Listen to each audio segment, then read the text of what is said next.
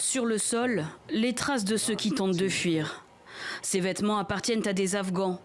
Ce journaliste danois a suivi ces migrants sur leur chemin. Ils viennent ici, restent une nuit et jettent tous leurs vêtements. Ils se changent pour ressembler à des Turcs. Après un périple de plusieurs semaines, ils entrent clandestinement en Turquie par l'Iran voisin, avec l'espoir d'échapper au régime des talibans. Van, non loin de la frontière iranienne, est devenu un lieu de passage prisé par les Afghans. Ils évitent à tout prix les autorités. Ceux qui réussissent à passer se cachent où ils peuvent.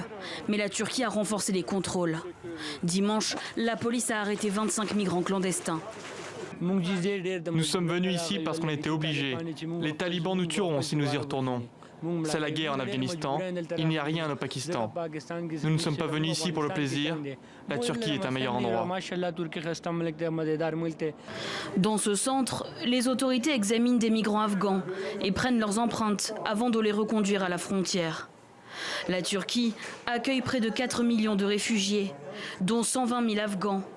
Elle voit d'un très mauvais œil cette nouvelle vague migratoire. Pour la freiner, un mur de 3 mètres de haut et 243 km sort de terre à la frontière avec l'Iran.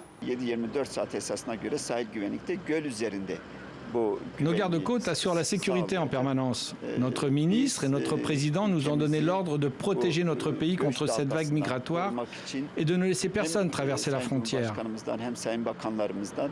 Qu'importe les murs et les arrestations, ceux qui fuient ne se laissent pas décourager. Nombre d'entre eux sont formels. Pas question de retourner en Afghanistan au péril de leur vie.